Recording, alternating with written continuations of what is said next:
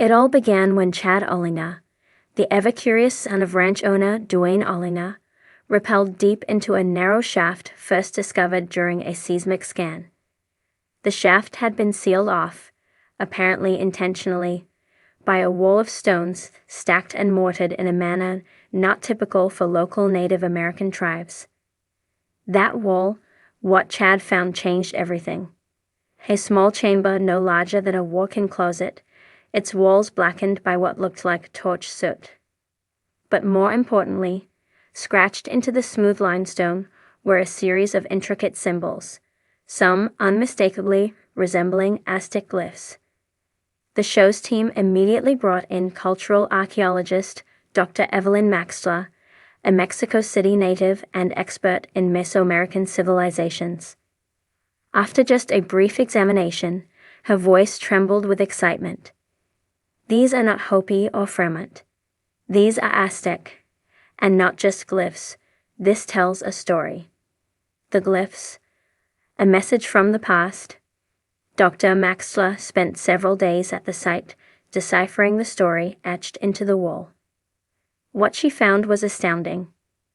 The glyphs seemed to tell of a splinter group of Aztec warriors who, following the rise of Spanish conquistadors in the early 1500s, escaped northward with sacred treasures.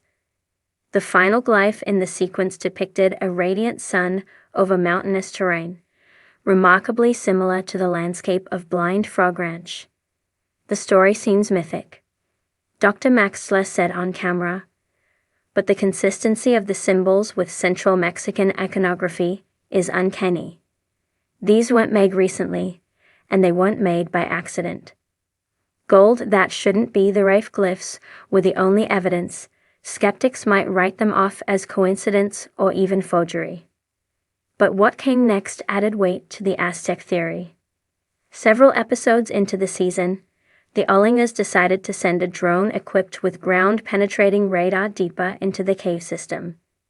The drone, nicknamed Burrowbot, picked up a small metallic anomaly encased in clay.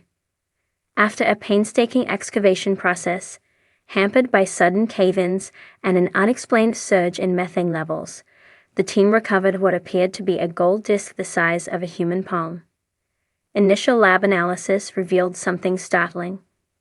The purity of the gold matched that of artifacts from Mesoamerican civilizations, particularly the Aztecs. More importantly, trace elements in the gold matched Mexican mine signatures, not anything local to Utah. This gold is out of place, out of time, said Discovery's on-site geologist Eric Drummond. There's no reason for it to be here, unless someone brought it. Secret passages and booby traps as the team delved deeper into the cave system, things took a more ominous turn. In Episode 8, Duane and Chad encountered what appeared to be a false floor. Using long poles and infrared sensors, they discovered that below the surface lay a narrow corridor, too clean, too deliberate to be a natural formation. When they dropped a camera into the shaft, it showed something astonishing. Sharpened wooden stakes positioned at an angle, clearly designed to injure or kill intruders. It was the kind of trap reminiscent of those found in Aztec temples, meant to protect tombs and sacred relics. Duane, visibly shaken, remarked, "This isn't just some cave. This was built. Someone went through a lot of trouble to keep people out." A shocking artifact in the Chamber of Echoes, the penultimate episode of the season, the team finally broke through a wall that had stymied them for weeks. Behind it was a chamber with acoustics so perfect that even a whisper echoed for seconds. Nicknamed the Chamber of Echoes, this hollowed-out room seemed ceremonial. In the center of the chamber, buried beneath a layer of volcanic ash and clay, the crew uncovered an object that sent shockwaves through the scientific community. An obsidian knife, its hilt carved with a feathered serpent. Quetzalcoatl, one of the central gods of the Aztec pantheon. Carbon dating on the leather strap, tied to the hilt, placed the artifact's origin between 1470 and 1520 AD. decades before Spanish records ever indicated the fall of the Aztec Empire. If genuine, this would suggest that Aztec explorers or refugees might have reached Utah before or during the Spanish conquest. Opposition from experts and governments. Unsurprisingly, the discovery was met with skepticism and even obstruction. Federal officials appeared on the ranch shortly after news of the gold and knife leaked. Though they cited environmental concerns, Duane and Chad both believe it was an attempt to shut down further exploration. "We've had more helicopters fly over this ranch in the past week than in the past decade," Duane said in the final. "Someone out there doesn't want us finding what's buried here." Dr. Maxler was even contacted by officials from INAH, the Mexican National Institute of Anthropology and History, asking her to return the artifact for cultural preservation.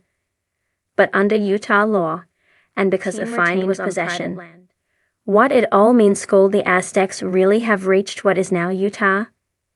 The traditional historical consensus says no. But traditional history often relies on evidence, and the evidence at Blind Frog Ranch is mounting. Between the glyphs, the gold disc, the ceremonial knife, and the booby-trapped passageways, a tantalizing narrative is beginning to form. A desperate migration of elite Aztec warriors or priests, fleeing the fires of colonial conquest, and carrying sacred relics to a faraway land whispered of in prophecy. In Aztec lore, there are stories of Aztlan, a mythic northern homeland from which their ancestors came. Some believe Aztlan was a real place. Could it be that, when the empire faced destruction, they tried to return? The next chapter, as Mystery at Blind Frog Ranch concludes its latest season, fans are left with more questions than answers. Discovery has hinted at a sixth season, with cryptic trailers showing Chad preparing for a possible expedition further south to follow the trail of the refugees in reverse. Meanwhile, local tribes have begun to show interest in the site, and a new team of linguists and historians are set to re-examine the glyphs with advanced imaging technology. Duane Alina, ever the stubborn adventurer, remains undeterred. We're not stopping. Whatever is down there, it's part of history, and it's begging to be told. Final Fohif, the evidence at Blind Frog Ranch is to be believed. It could rewrite a significant chapter of North American history. Whether it's an ancient migration, a spiritual exile, or simply the greatest historical cover-up in modern memory, one thing is clear. Blind Frog Ranch is hiding more than just gold. It may be guarding the final legacy of the Aztecs themselves, and we've only just begun to dig. Hidden deep in the Uinta Basin of eastern Utah, Blind Frog Ranch has become a beacon for modern-day treasure hunters and ancient mystery enthusiasts alike. Surrounded by jagged cliffs and an uncanny sense of secrecy, the 160-acre property is the setting of Discovery's hit series Mystery at Blind Frog Ranch. Over 5 seasons, viewers have seen seismic anomalies, strange energies, and unexplained metals emerge from the earth beneath the ranch. But nothing prepared them for the bombshell of Season 5, evidence suggesting the ancient Aztec Empire may have reached this remote pocket of the American West. Yes, you read that right. Aztecs. In Utah, could it be possible? Could emissaries of one of Mesoamerica's most advanced civilizations have trekked across hundreds of miles of desert and canyon to stash gold, sacred artifacts, and coded knowledge in the subterranean catacombs of Blind Frog Ranch? The clues unearthed this season might just challenge everything we know about history. A tunnel, a collapse, and a stone that shouldn't be there started with a partial collapse. While surveying one of the ranch's least explored shafts, known by the crew as the Black Chimney, Duane Alina and his son Chat detected an unusual vibration on their seismic equipment. What had previously seemed like solid rock was now registering as a hollow void beneath their feet. Within hours of drilling, they hit something unusual. A large, rectangular slab embedded deep within the earth. It was made of volcanic andesite, a type of stone common in central Mexico, but not native to Utah. On the underside of the slab were what appeared to be petroglyphs, though far more intricate than the usual firmament or Ute art of the region. Symmetrical spirals, jaguars, and a solar motif resembling the Tanatia, or Aztec sun god, stunned the team. Was it a coincidence? A prank? Or something older than the land deeds themselves? Enter the experts. Echoes of Aztlinto avoid amateur speculation. Duane brought in Dr. Sofia Mendez, a renowned Mesoamerican archaeologist from the Universidad Nacional Autónoma de Mexico. She had studied Aztec temples, sacred burial sites, and codices, but nothing had prepared her for this. This isn't the style of the Plains tribes, Dr. Mendez explained to the camera. These are Mesoamerican motifs, in particular, Aztec, possibly early 1500s. If authentic, this could mean Aztec priests or warriors made it all the way here.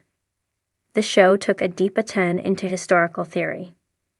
Some Aztec legends spoke of a mythical homeland to the north known as Aztlan, a place of origin, bathed in water and mystery. Was Blind Frog Ranch not just a hideout for post-conquest refugees, but the return to their ancestral home? Gold in the Depths in Episode 6. The discovery of a buried chamber behind the slab took the mystery to a new level. Inside, the team uncovered several objects wrapped in hide and coated in a resinous sap, perfectly preserved. Among the items was a gold medallion embossed with the image of an eagle devouring a serpent, exactly like the symbol still used on Mexico's modern flag.